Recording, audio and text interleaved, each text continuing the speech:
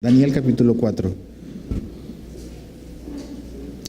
El libro de Daniel es un libro importante porque algo que estaba como que pensando precisamente hoy es, Daniel es un hombre con sus amigos que vivió en el exilio. Ellos fueron llevados a un lugar que no era su tierra. Y Daniel básicamente vivió en Babilonia y murió ahí. Y básicamente añorando, ¿no?, su tierra. Y pensaba en eso, en que Daniel nos muestra y nos revela realmente cómo un exiliado vive. Y dices, ¿qué tiene que ver eso conmigo? Pues bastante, porque la Biblia nos dice de que tú y yo básicamente somos exiliados en esta tierra, no somos de este lugar. Estamos de paso, vamos rumbo a nuestra casa. Y Daniel es un buen ejemplo de él y sus amigos, de cómo podemos nosotros vivir en un lugar que no es nuestro hogar y poder glorificar a Dios, ¿no?, con nuestra vida. Entonces, creo que Daniel es importante recordar eso cuando vamos leyendo que él es un hombre que está exiliado. No es su tierra, no es su hogar. En el capítulo 4 vemos el capítulo donde ya nunca más vamos a volver a oír de Nabucodonosor. Es la despedida de este rey. Pero creo que este capítulo es muy importante porque vemos cómo es como que la subida, la caída y la redención de este hombre, de este rey, que hemos visto en los primeros 4 capítulos de ser un hombre súper orgulloso, súper impulsivo, que básicamente conquistó y dominó todo el mundo conocido en su época. Y cómo Dios también tenía un plan para su vida y un propósito para su reino. Entonces, si estás ahí en Daniel capítulo 4, vamos a leer los primeros 3 versículos. Lo leemos, oramos y comenzamos a estudiar. Dice así: Nabucodonosor, rey a todos los pueblos, naciones y lenguas que moran en toda la tierra, paz os sea multiplicada. Conviene que yo declare las señales y milagros que el Dios Altísimo ha hecho conmigo. Cuán grandes son sus señales y cuán potentes sus maravillas. Su reino sempiterno y su señorío de generación en generación. Entonces, Señor, te pedimos de que abras nuestro corazón, nuestro entendimiento, que puedas usar tu palabra para hablarnos, para mostrarnos quién tú eres, para mostrarnos quiénes somos nosotros y para poner en ti nuestra esperanza, Señor. Entonces, sé tú con nosotros esta noche. En el nombre de Jesús. Amén. Cuando leía esto y recordaba un poco como la trayectoria del rey Nabucodonosor, vino a mi mente lo que dice el Proverbios 16:18. Proverbios 16:18 dice: antes del quebrantamiento es la soberbia, y antes de la caída, la altivez de espíritu.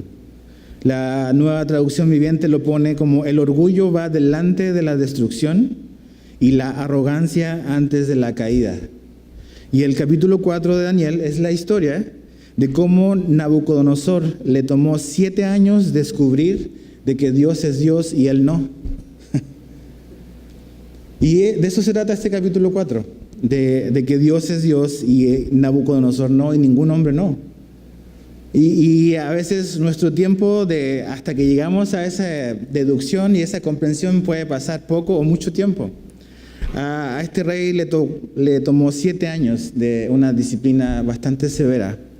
Pero si te fijas, este capítulo 4 comienza como que es el rey el que está escribiendo, y es efectivamente él. Es el propio Nabucodonosor que escribe algo que ocurrió entre el 3 y el 4. Es como que si él le hubiese pedido permiso a Daniel: oye, Daniel, dame chance de escribir mi testimonio. ¿Se acuerdan los del discipulado? Cuando tienes que escribir tu testimonio. Pues este es el testimonio de Nabucodonosor.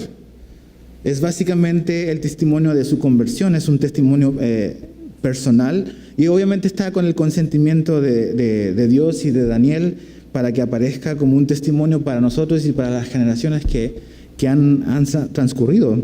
Y si te fijas, dice rey a todos los pueblos, naciones y lenguas que moran en toda la tierra. Este rey quiere que su historia, quiere que lo que le pasó a él, lo que él era y lo que Dios hizo con él pueda ser conocido por todos. Que todos sepan lo que Dios hizo. Y eso es el testimonio. Un testimonio o tu testimonio es básicamente decir quién eras antes de Dios, qué es lo que Dios hizo y qué es lo que eres ahora. Qué es lo que Dios ha hecho en tu vida. Y es como Nabucodonosor contando la historia de su orgullo personal y cómo Dios trató con eso. No sé si tú publicarías un libro así, ¿no?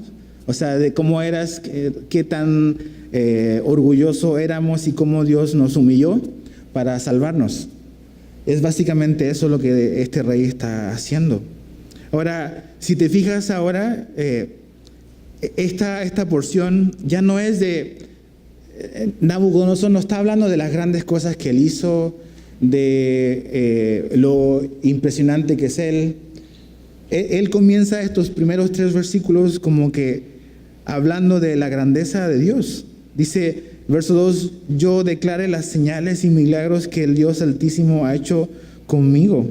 Si te fijas al final del verso 1 dice, paz o sea multiplicada. Parece que estuviésemos escuchando la introducción de una epístola de Pablo, ¿no? O sea, un hombre totalmente cambiado. Dice el verso 3, cuán grandes son sus señales y cuán potentes sus maravillas, su reino sempiterno y su señorío de generación en generación. Fácilmente esto podríamos ponerlo en una carta de Pablo y pasaría como que si él está escribiendo. Pero eso lo está escribiendo este rey, Nabucodonosor, donde él va a contar su historia. Y me encanta cómo él comienza, porque en el verso 1 dice, paz sea multiplicada. O sea, eso es algo muy impresionante para mí leer. Porque ya el rey puede hablar que él tiene paz, ¿no? Él tiene paz en su vida. Lo que no le dio, todo lo que él conquistó, se lo dio Dios. Dios le dio esa paz y él va a contar y va a ser súper transparente en cómo fue su ruta hacia finalmente llegar a ese lugar donde él se rinde ante Dios. Ahora, fíjate el verso 4 al 9. Dice, yo, Nabucodonosor, estaba tranquilo en mi casa y floreciente en mi palacio, y vi un sueño que me espantó, y tendido en cama, las imaginaciones y visiones de mi cabeza me turbaron. Por eso mandé que vinieran delante de mí todos los sabios de Babilonia, para que me mostrasen la interpretación del sueño. Y vinieron magos y astrólogos, caldeos y adivinos, y les dije el sueño, pero no me pudieron mostrar su interpretación. Hasta que entró delante de mí Daniel, cuyo nombre es Belsasar, como el nombre de mi Dios, en quien mora el espíritu de los dioses santos. Conté delante de él el sueño, diciendo, Belsasar, jefe de los magos, ya que he entendido que hay en ti espíritu de los dioses santos y que ningún misterio se te esconde, declárame las visiones de mi sueño que he visto y su interpretación. Aquí vemos que nuevamente dices, ¿qué onda con Nabucodonosor y sus sueños? O sea, este hombre vive soñando y en cada sueño le ha ido malísimo, ¿no? Entonces yo creo que pobre, ya cada sueño era como que una pesadilla para él, porque quizás qué significará y qué es lo que Dios me va a decir. Pero tiene este sueño espantoso que obviamente es el sueño que le ha traído más miedo, más temor. Y quizás tiene alguna idea, a lo mejor no, pero este sueño lo dejó bastante intranquilo, bastante como que preocupado. Ahora, ¿en qué momento es cuando viene este sueño? Este sueño dice en el verso 4 que cuando él estaba tranquilo en su casa y floreciente en su palacio. Entonces el contexto de este sueño es básicamente cuando el rey está en un momento en su reinado de tranquilidad y prosperidad. Las cosas van funcionando bien, no hay nada que lo pueda inquietar, solo este nuevo sueño que está teniendo este rey. Y a diferencia de los otros previos sueños, ya no hace como que, ya no prueba a sus sabios. Ya no les dice, si ustedes no me dan la interpretación van a morir. Ya ves que este rey está como que cambiando un poco, ¿no? Ya no es quizás tan impulsivo. Obviamente todo lo que Dios ha venido haciendo en su vida ha ido como que preparándolo para quizás este momento final. Pero él ya no decide probar a los sabios. ¿Por qué? No sabemos. Quizás probablemente porque pues ya sabe que los sabios no son capaces, no dan el ancho, ¿no? O sea, ya me han quedado mal todas las veces anteriores, entonces le voy a preguntar por no dejar, pero realmente ya no confío en ellos y no saco nada con amenazarlos. No me van a ayudar en lo absoluto. Ya no prueba más a sus sabios. Pero ¿qué hace? Llama a Daniel. Daniel llega. Y este rey sí tiene confianza en Daniel. Daniel ya no es un jovencito en este momento, ya es un hombre ya maduro, ya un hombre grande. Y no solamente eso, sino que vemos que Daniel como que ha escalado o ha subido, porque si te fijas en el verso 8, dice Belsasar, que está hablando de Daniel, dice jefe de los magos. O sea, no es que Daniel practicaba hechicería ni nada. Acuérdate, el contexto aquí de los magos son los hombres sabios, los que aconsejan al rey. ¿Ok? Y Daniel era muy diferente a todos los otros sabios, astrólogos. Dios lo dirigía, entonces no es que anden como en hechicería o en brujería. Pero él era el jefe. Entonces él ha escalado, él ha subido, Dios le ha dado gracia y prominencia en el reino de Babilonia. Y el rey dice, traigan a Daniel, que venga Daniel, ¿no? Él es efectivo, él es confiable. Y me gusta eso. Ves el testimonio que este hombre tiene ante el rey. Y cuando hay un problema, cuando hay una situación, él sabe que Daniel le puede ayudar. Y pensaba no en que seamos Daniel y que tengamos la capacidad que a lo mejor tenía Daniel, pero pensaba en eso, ¿no? En a lo mejor en esas personas que no conocen a Dios, ¿no? Que a lo mejor tú les has hablado y a lo mejor no has visto como una respuesta o la reacción que a lo mejor andas buscando. Pero generalmente esas personas cuando pasan por problemas, a los que llaman no son a sus cuates con los que se van a emborrachar. A veces son a los que ellos saben que son hombres de Dios o van a la iglesia. Oye, ayúdame a orar, ¿no? Cuando antes se andaban riendo de ti, de que el fanático que va a la iglesia los domingos. Pero cuando viene una enfermedad inesperada, cuando viene una crisis matrimonial, no llaman a sus cuates de parranda. Llaman a la persona que sabe que por alguna razón tiene un interés o está buscando a Dios. Ahora, Daniel tenía un testimonio de efectividad, no por su propia sabiduría, sino porque Dios había sido fiel en revelarle los sueños que el rey había tenido hasta este momento. Entonces, manda a llamar a Daniel, el rey, y está preocupado y él tiene la esperanza que Daniel le pueda ayudar. Ahora fíjate el verso 10 al 12. Dice, estas fueron las visiones de mi cabeza mientras estaba en mi cama. Me parecía ver en medio de la tierra un árbol cuya altura era grande. Crecía este árbol y se hacía fuerte, y su copa llegaba hasta el cielo y se le alcanzaba a ver desde todos los confines de la tierra. Su follaje era hermoso y su fruto abundante, y había en él alimento para todos. Debajo de él se ponían a la sombra las bestias del campo, y en sus ramas hacían morada las aves del cielo, y se mantenían de él toda carne. Entonces, en este sueño, en esta visión que tuvo el rey, aparece este árbol que es un árbol prominente, que es grande, que es fuerte y que destaca como el único que está ahí, como el más grande, es muy, muy visible, aparece en el verso 10. Este árbol provee sustento para que coman de él, pero este árbol también provee protección. O sea, de él comen, pero también bajo su follaje hay protección y hay cobertura. Y si te fijas, esto de grandes es como la constante de los sueños del rey.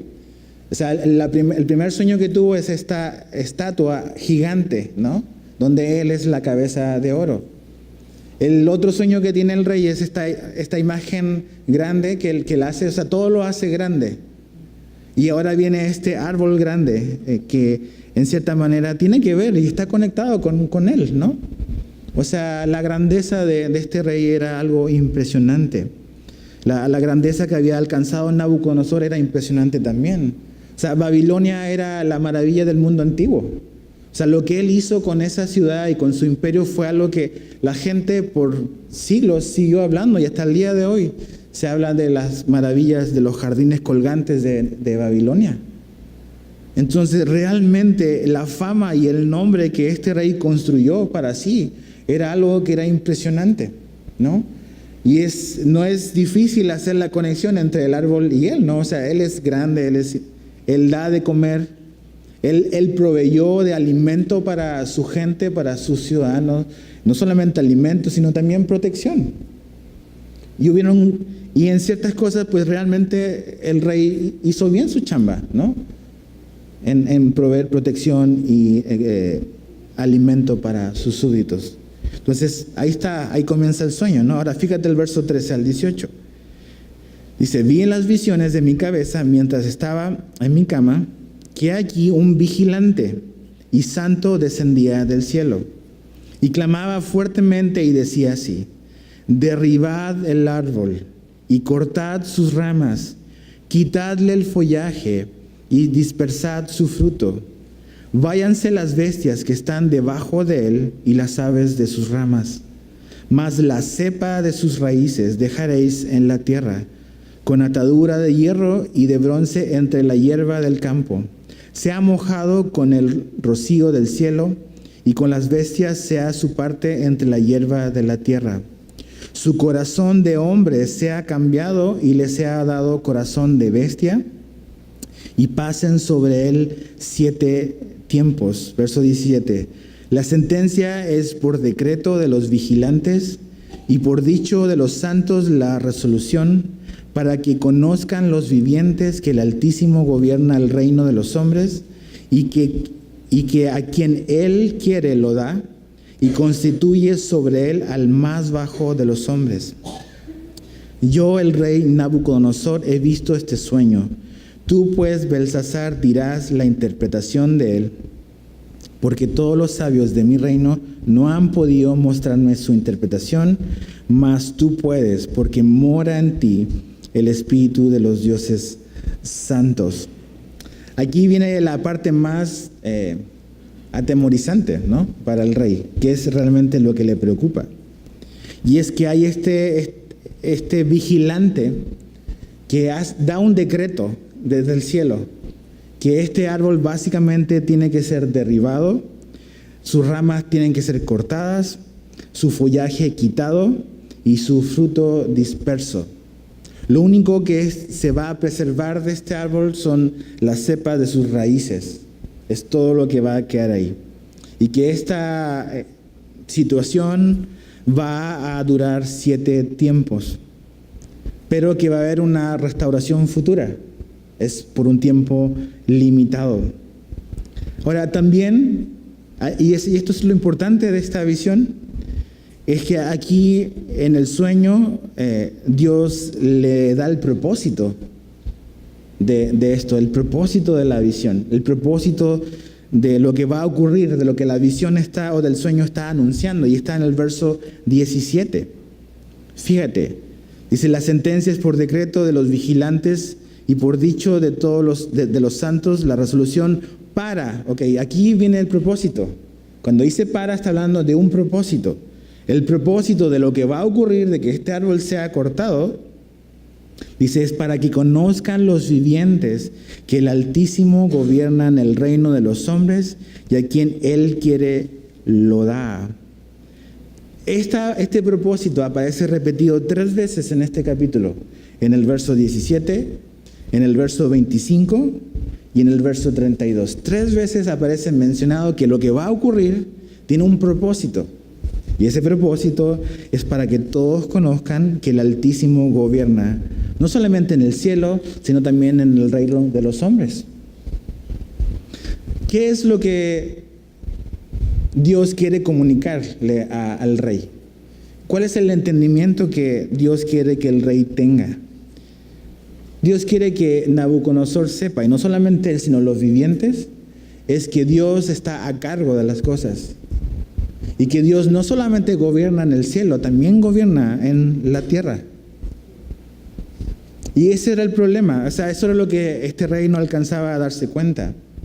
Hemos visto sus actitudes orgullosas, ¿no? Cuando vimos la semana pasada, cuando le dice a los 3 amigos de Daniel, que Dios los va a librar de mis manos, ¿no? Ves realmente que él pensaba que de verdad él podía oponerse a cualquier Dios, que no había Dios lo suficientemente fuerte y capaz para desafiar su poder y sus capacidades.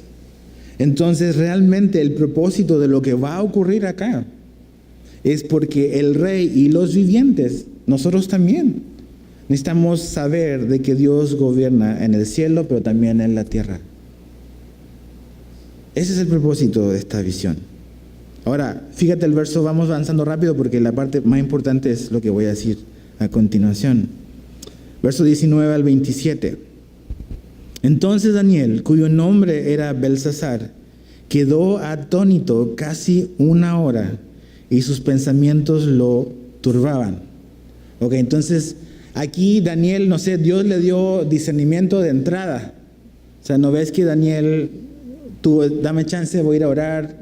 Dios se lo reveló en ese momento, pero quedó turbado o impresionado durante 1 hora, que quedó así como que atónito, dice. ¿Y sabes por qué pienso que él quedó atónito? Por lo que vamos a leer después. Es porque ya a esta altura Daniel tiene una relación de afecto con el rey. Ha construido una relación. El hecho de que él fuese como el jefe de los sabios significa que Daniel tenía un acceso mayor al que tenía antes cuando recién llegó. Han pasado muchas cosas y una relación se ha ido construyendo.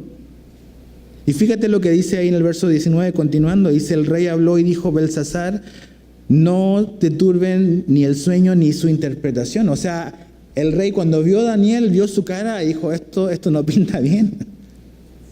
No te preocupes por lo que viste. No, es que no sabía el rey, por eso le está diciendo: no te preocupes. Dice: Belsasar respondió y dijo: Señor mío, el sueño sea para tus enemigos y su interpretación para los que mal te quieren. O sea, ¿ya te das cuenta? O sea, aquí ya Daniel está involucrado emocionalmente. O sea, el rey es alguien al cual Daniel ama, ¿no? No es un hombre que dices que, ok, es un creyente todavía, pero es un hombre que Daniel ha llegado a amar y a respetar. Y le dice: esto que es este sueño, esto que no sea para ti. Y ¿sabes qué? Eso es lo que hacía la mayoría de los falsos intérpretes. Los sabios realmente, cuando ellos como que medio discernían que el sueño significaba algo malo, lo cambiaban por algo bueno. Decían: no, esto va a ser para tus enemigos. Pero vemos que Daniel fue fiel, y eso te demuestra de que ser mensajero de Dios no es fácil, porque a veces significa dar malas noticias. Y la fidelidad es decir lo que se nos dice cuando es bueno, pero también cuando es malo. Eso es fidelidad, y Daniel demostró ser fiel en toda situación. Aquí aparentemente fue el momento más difícil para él, pero aún así él habló. Fíjate el verso 20: el árbol que viste, aquí viene la interpretación, que crecía y se hacía fuerte y cuya copa llegaba hasta el cielo y que se veía desde todos los confines de la tierra, cuyo follaje era hermoso y su fruto abundante, y en que habían alimento para todos, debajo del cual moraban las bestias del campo y en cuyas ramas anidaban las aves del cielo. Tú mismo eres, oh rey. Tú mismo eres. Dice que creciste y te hiciste fuerte, pues creció tu grandeza y ha llegado hasta el cielo, y tu dominio hasta los confines de la tierra. Y en cuanto a lo que vio el rey, un vigilante y santo que descendía del cielo y decía: cortad el árbol y destruidlo, mas la cepa de sus raíces dejaréis en la tierra con atadura de hierro y de bronce en la hierba del campo, y sea mojado con el rocío del cielo, y con las bestias del campo sea su parte hasta que pasen sobre él 7 tiempos.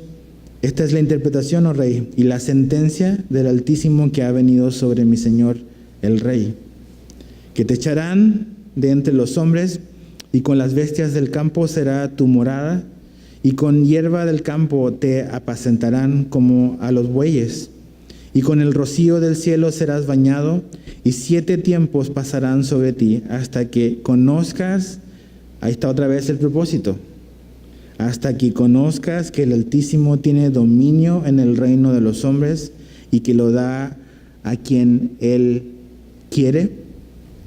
Verso 26, y en cuanto a la orden de dejar en la tierra la cepa de las raíces del mismo árbol, significa que tu reino te quedará firme, luego de que reconozcas que el cielo gobierna. Por tanto, oh rey, acepta mi consejo. Tus pecados redime con justicia, y tus iniquidades haciendo misericordias para con los oprimidos, pues tal vez será eso una prolongación de tu tranquilidad. Entonces el árbol es Nabucodonosor. Él es el gran árbol, verso 22. Y aquí lo importante es que no solamente Babilonia como que había logrado un gran nombre, sino que el rey propiamente tenía un nombre, era como una marca registrada. Y realmente era famoso, ¿no? Había logrado muchas cosas, y la grandeza de Babilonia, pues la gente se lo debía pues a su rey, ¿no? Había hecho un trabajo admirable. Pero realmente el problema, hay un problema de fondo en el corazón de Nabucodonosor. El problema no es que tiene un reino grande, el problema para Dios no es que construyó una gran ciudad. Ese no es el problema. La grandeza del reino y la grandeza de su nombre no es el problema de Nabucodonosor. El problema es su corazón orgulloso. Ese es el problema. Ese es el problema de fondo. En el verso 25 vemos que realmente, o sea, el problema de este rey es eso, ha construido un nombre para sí, y es un corazón lleno de orgullo. Y sabes que el orgullo es algo que es súper peligroso, algo con lo cual todos batallamos. No es algo que solamente los poderosos como que tienen o batallan, sino que es algo que cualquier persona batalla. Es un pecado peligroso, fue el pecado que le costó su trabajo a Lucifer. Ahora, la disciplina por la cual este rey va a pasar está conectada a eso, a su orgullo.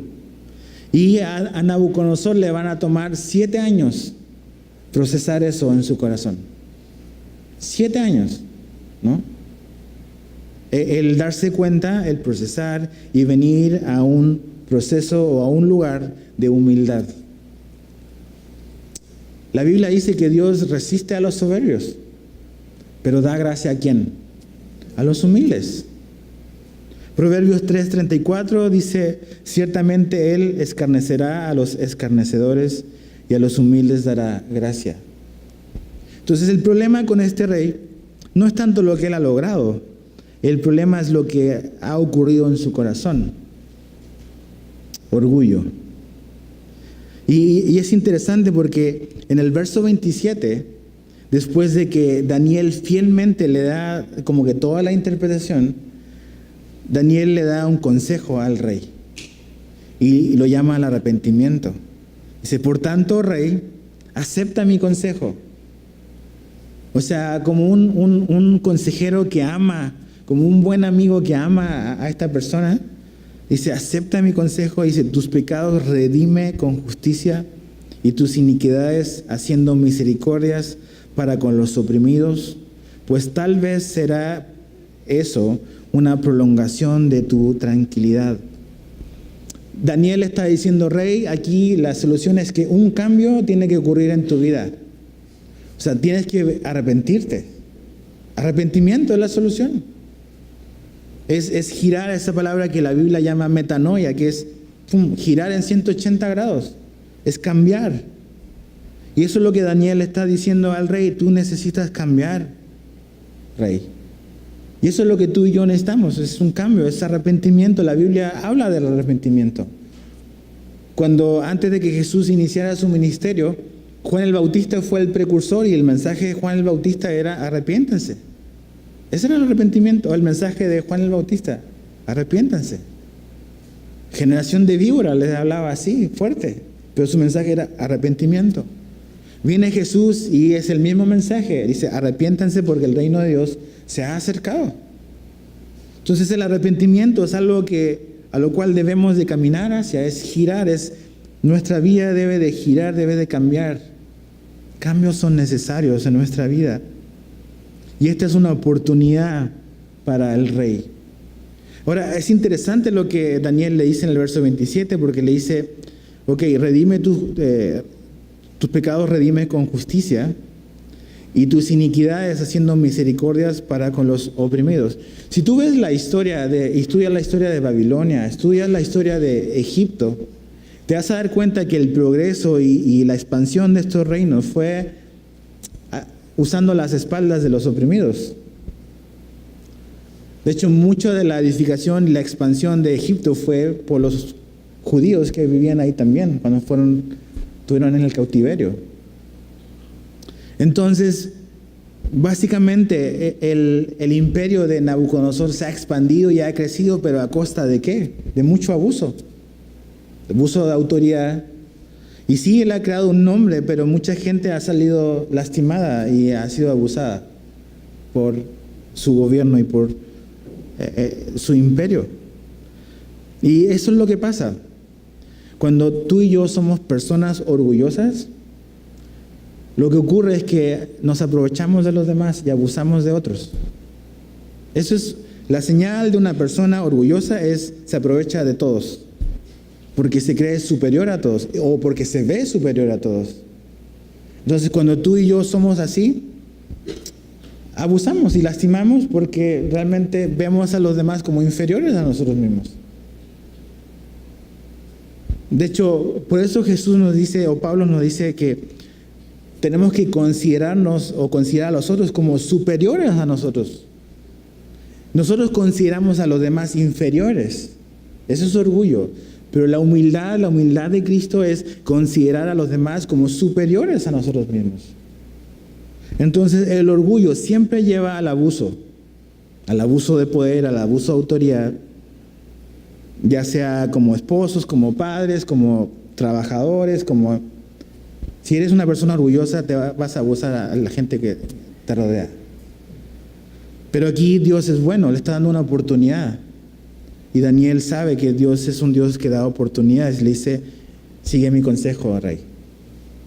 Y Dios siempre, antes de que viene la disciplina, da oportunidades. Dios nunca actúa con disciplina sin antes haber dado oportunidades. Ahora fíjate el verso 28 al 33. Todo esto vino sobre el rey Nabucodonosor. Ok, al cabo de, ¿cuánto dice ahí? 12 meses. ¿Cuánto es eso? Un año. Ok, hay una pausa. Dios le dio un año de gracia al rey. Un año, 12 meses. Y fíjate, paseando en el palacio de Babilonia, dice, habló el rey y dijo: ¿no es esta la gran Babilonia que yo edifiqué para casa real con la fuerza de mi poder y para gloria de mi majestad? Puro mí ahí, ¿ves? ¿Te das cuenta? Yo, mí. Aún estaba la palabra en la boca del rey cuando vino una voz del cielo: a ti se te dice, rey Nabucodonosor, el reino ha sido quitado de ti, y de entre los hombres te arrojarán, y con las bestias del campo será tu habitación, y como a los bueyes te apacentarán, y 7 tiempos pasarán sobre ti, hasta que reconozcas, otra vez, ese es el propósito de todo esto, hasta que reconozcas que el Altísimo tiene el dominio en el reino de los hombres y lo da a quien Él quiere, En la misma hora se cumplió la palabra sobre Nabucodonosor y fue echado de entre los hombres y comía hierba como los bueyes y su cuerpo se mojaba con el rocío del cielo hasta que su pelo creció como plumas de águila y sus uñas como las de las aves. Ahí está. Pasó un año y el quebranto viene a la vida del rey. El quebranto viene. 12 meses. 12 meses el rey sigue igual.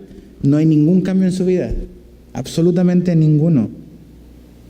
Y ¿sabes qué? Esto es importante. No ver las consecuencias inmediatas por nuestro pecado no es indiferencia de Dios, es paciencia de Dios. ¿Ok? A veces pensamos que estoy así y como que ya Dios me dijo que tengo que arrepentirme y que tengo que cambiar. Y me lo ha mostrado en mi tiempo devocional, me lo ha mostrado otras personas, han hablado conmigo y Dios ha sido bueno y Dios ha sido paciente y no ha venido nada. Y a veces interpretamos eso es que pues Dios parece que no sabe, ¿no? Puedo engañar a Dios. Nadie se puede reír de Dios. Entonces, no ver consecuencias inmediatas no es que Dios está indiferente a nuestro pecado, a nuestra desobediencia, es simplemente la paciencia de Dios. Nos está dando tiempo para cambiar, para arrepentirnos. Romanos 2:4, Pablo escribe algo importante. Romanos 2:4 dice: o menospreciáis las riquezas de su benignidad, paciencia y longanimidad, ignorando que su benignidad te guía al arrepentimiento. Entonces la paciencia, la bondad de Dios es algo que Dios quiere usar para llevarme a arrepentirme, a girar. Yo no sé, y solo Dios sabe cuándo es el tiempo de pasar a otra acción, ¿no? Pero con este rey, le dio 12 meses de gracia. 12 meses de gracia. Y algo importante en esta historia, con el trato que Dios tiene con el rey, esta no es la destrucción de Nabucodonosor, es disciplina. O sea, esto va a pasar, son 7 años de los cuales él va a pasar por esta prueba o esta disciplina en su vida. Entonces, Dios, si tú tienes en tu mente, oh, Dios es Dios terrible, este es como injusto, ¿no? Dios lo hubiese eliminado así, si Él lo hubiese querido. Pero el propósito de Dios, ¿o qué gana Dios con hacer eso? Dios quiere cambiar y quiere salvar a este hombre. Dios quiere salvar al orgulloso. Dios quiere salvarnos y rescatarnos de nuestro orgullo. Porque ese orgullo nos va a destruir y nos va a matar. El orgullo va a destruir relaciones, el orgullo va a destruir matrimonios, el orgullo va a destruir relaciones con padres e hijos. El orgullo destruye. Y si Dios no destruye eso en nosotros, eso nos va a destruir a nosotros. Pero ¿sabes qué? El orgullo es bastante sutil, es un pecado como medio invisible. Entonces a veces no le tomamos el peso que tiene. Pero es un pecado gravísimo. Entonces básicamente podríamos decir aquí que Nabucodonosor desaprovechó la gracia que Dios le dio. Podemos desaprovechar las oportunidades que Dios nos da. Ahora, algo importante, si te fijas, o sea, él estaba hablando, ¿no? Así como que, mira, soy grande, soy mejor, soy el campeón. O sea, totalmente ensimismado de sus logros, de lo que él ha conseguido. Y él piensa, o sea, realmente así es el orgullo, o sea, nos ciega completamente. No sabemos dónde estamos parados. Él piensa que la gloria de Babilonia es por lo que él hizo. Pero realmente la gloria de Babilonia es por Dios. La razón por la cual Babilonia surge como potencia es porque Dios usa Babilonia para disciplinar a Israel. Entonces Dios, aquí algo importante.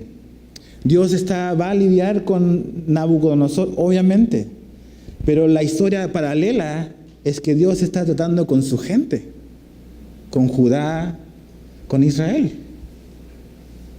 Entonces realmente aquí el rey salió ganando, porque realmente Dios está usando todo esto para enseñarle no solamente al rey que Dios o el Altísimo es el que gobierna, también Dios le está enseñando lo mismo a Judá y a Israel, que Dios es el que gobierna. Acuérdate, Judá e Israel cayeron por idolatría. O sea, los años de exilio que vienen para ellos es consecuencia de que ellos fueron rebeldes, fueron desobedientes a Dios, no abandonaron su idolatría y finalmente la disciplina llegó para ellos y Dios levantó y usó a Nabucodonosor para disciplinar a sus hijos. Entonces el rey piensa de que, soy yo, ¿no? Yo soy el chido aquí. Y no, es Dios. Dios le dio algo que él no merecía. Y Dios lo está usando, pero Dios también ama a este rey. Y lo quiere salvar. Entonces, no solo Nabucodonosor necesitaba reconocer que el Altísimo es el que reina, también Israel. También él. Pero está ensimismado. Yo me imagino la vida de este hombre, desde que creció, quizás como niño, nunca le dijeron nada que pudiese lastimar su autoestima, seguramente. O sea, nunca nadie le decía no a él, todo lo obtuvo, todo se lo dieron, malcriado, no había nadie que se le pudiera oponer a él. Entonces siempre todo lo que quería, todo lo lograba. Hasta que Dios viene y Dios le pone un alto. Y lo tiene que quebrantar. Y a veces necesitamos eso en nuestra vida. No es placentero, pero a veces es necesario. Ahora, ¿hay necesidad de llegar a eso? O sea, a veces la única manera posible es pasar por esto, ¿no? Es mejor aprender la lección pasando a la disciplina que nunca aprender la lección y terminar totalmente lejos. Pero ves este rey, sí, lleno de sí mismo. Ahora, fíjate el verso 34 al 37. Mas al fin del tiempo, yo, Nabucodonosor, alcé mis ojos al cielo y mi razón me fue devuelta.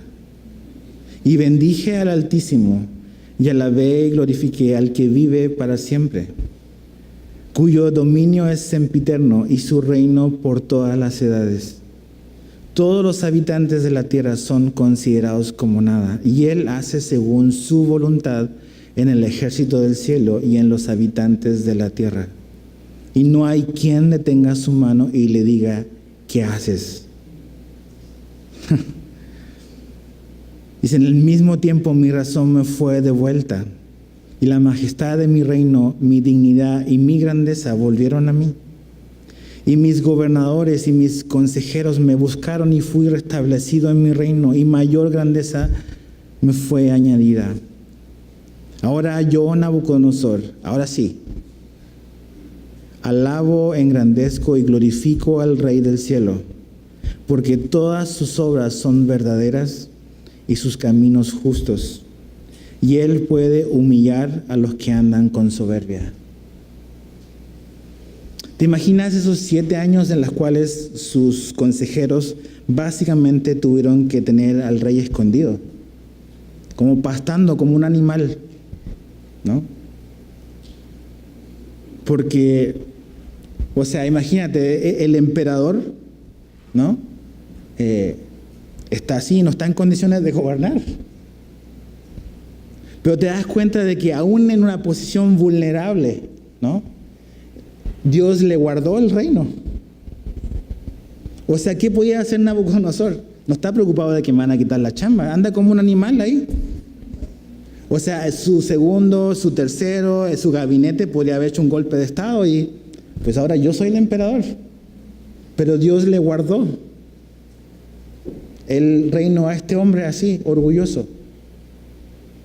La solución era severa, la disciplina era severa, pero era lo que este hombre necesitaba, porque Dios quiere salvarle. Entonces esta es la salvación del orgulloso. Eso somos nosotros, orgullosos, es nuestra salvación. ¿Y cuándo comenzó la esperanza para este hombre? Cuando volteó sus ojos al cielo. Dice, cuando él miró hacia el cielo, su razón le fue devuelta. La vida de Nabucodonosor cambió cuando él volteó finalmente a Dios con todo su corazón. Ahí su vida cambió. Y eso es arrepentimiento. Cuando das la vuelta y lo que estabas haciendo, que era en contra de Dios, siguiendo tus sueños, tus planes, tu voluntad, y giras y dices, no, ahora no se trata de lo que yo quiero, ni mis sueños, ni mis caprichos, no es mi voluntad, es la voluntad de mi Creador. Eso es arrepentimiento, y cuando hacemos eso, es cuando la vida cambia. Pero se necesita humildad para llegar a ese punto. Y otra cosa impresionante, lo primero que hace cuando la razón le es devuelta es alaba a Dios. ¿Por qué venimos y cantamos? ¿Te has puesto a pensar eso? ¿Por qué alabamos a Dios? ¿Es para prepararnos para la enseñanza? ¿Es para los que llegan tarde? ¿Para qué? ¿Por qué alabamos a Dios? Es porque Dios nos devolvió la razón. Es por eso, es por lo que Él ha hecho por nosotros. Nosotros adoramos a Dios. Por eso cantamos, por eso adoramos estudiando, por eso adoramos dando, por eso adoramos sirviéndole. Porque hemos comprendido que realmente lo que Dios ha hecho en nuestra vida. Su primera reacción es alabar a Dios. Entonces, a veces es como que entendible o es poco entendible cuando la gente que dice, no, yo soy cristiano, no quiere alabar a Dios. Como que no hay mucha congruencia. Ahora, algo interesante en lo que ocurre acá, cuando él dice, verso 37, ahora yo, Nabucodonosor, alabo, engrandezco y glorifico al Rey del cielo, porque todas sus obras son verdaderas y sus caminos justos, y él puede humillar a los que andan con soberbia. ¿Sabes lo que no veo ahí? No veo ninguna queja de Nabucodonosor por lo que Dios hizo con él. Ninguna. No dijo, no, Dios aquí se pasó conmigo. No, fue demasiado, como que apretó mucho. No hay queja por la disciplina. Nabucodonosor reconoce que esa disciplina que él tuvo era necesaria en su vida. Y pocos somos así. Cuando Dios, como un Padre amoroso, nos disciplina, porque Él nos va a disciplinar. Siempre nos andamos quejando. O sea, yo cuando disciplino a mi hijo, se queja. Yo igual. Pero ves que este hombre realmente aprendió la lección. No hay queja, no hay murmuración. Él sabe que la sacó barata, realmente. Pero que Dios lo hizo porque ama a este hombre. Pudiendo haberlo destruido, pudiendo haberle quitado todo, hizo lo suficiente, apretó lo necesario para que este hombre doblara sus rodillas para su bien y para su salvación. Nabucodonosor no encontró la paz sentado sobre su trono, sino cuando se puso a los pies del Rey del cielo y la tierra. No cuando logró conquistar el mundo, sino cuando Dios gobernó su corazón. Ahí encontró la paz. Por eso, cuando él comienza hablando, es su corazón después de todo lo que pasó. Por eso él dice en el verso 1, paz o sea multiplicada. Ahora sí fui vencido por Dios, no soy Dios, Dios me ganó. Me rindo, perdí, pero gané. Y sabes que eso es lo que necesita ocurrir en nuestra vida. Necesitamos a veces ser quebrantados por Dios. Nuestro orgullo. O sea, Dios nos da la oportunidad y nos da su gracia para cambiar, para arrepentirnos. Pero Dios nos ama tanto que no nos va a dejar así. No va a dejar que yo me salga con la mía. Porque me ama y te ama a ti. Ahora, como conclusión, ¿qué cosas importantes podemos como que concluir de esta historia? Número 1, que Dios es el Rey soberano y que Él gobierna en el cielo y en la tierra y no hay nadie que se lo oponga. Es muy, muy clara esa verdad aquí. Entonces, cuando vemos lo que pasa en este mundo, no tenemos que espantarnos ni paniquearnos. Dios no ha perdido el control y Él sigue firme en su trono. Número 2, y esto es importante, aunque no edificamos una Babilonia, nuestros logros más pequeños tendrán la capacidad de tentarnos hacia el lado del orgullo. Ten cuidado. Nos equivocamos cuando pensamos que el origen de los dones y los talentos somos nosotros mismos. Nos equivocamos cuando pensamos que merecemos los dones y talentos que tenemos. Han sido dados por Dios por gracia para que en amor podamos bendecir a otros, primeramente. Nos equivocamos cuando pensamos que los dones y talentos son más importantes que el carácter. O sea, este hombre tenía muchas capacidades, pero tenía un carácter para llorar. Malcriado, berrinchudo, orgulloso. ¿Y qué pasa? Le quitaron todos sus dones, todos sus talentos se los quitaron. ¿Y qué quedó? Un pobre hombre. ¿Qué pasaría si a nosotros Dios nos despojara de todos nuestros talentos y todos nuestros dones? ¿Qué carácter sería el que quedaría? Ahora acuérdate, eso va a ocurrir. Cuando Pablo habla sobre los dones en Corintios, dice que los dones van a cesar. Pero lo que va a quedar es el amor, el carácter. Entonces, ¿cuál es tu carácter? Es lo que te vas a llevar por la eternidad, es quién tú eres, es quién vas a ser por siempre. Tus habilidades, eso no va a ser necesario después. Pero tu carácter es lo que va a permanecer.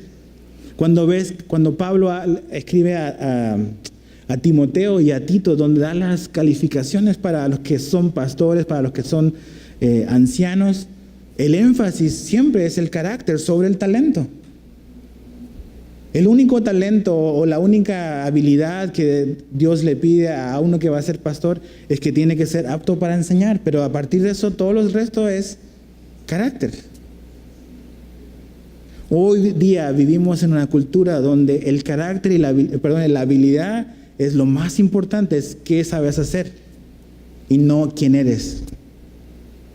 Para Dios es más importante quién eres antes que lo que haces o lo que eres bueno. Entonces no nos equivoquemos. Número 3, aunque disfrutar de la vida no tiene nada de malo, vivir solo para la autosatisfacción nos impedirá ver las cosas más importantes. El rey estaba solito ahí diciendo, qué padre, está todo tranquilo, estoy disfrutando de todo lo que he conseguido.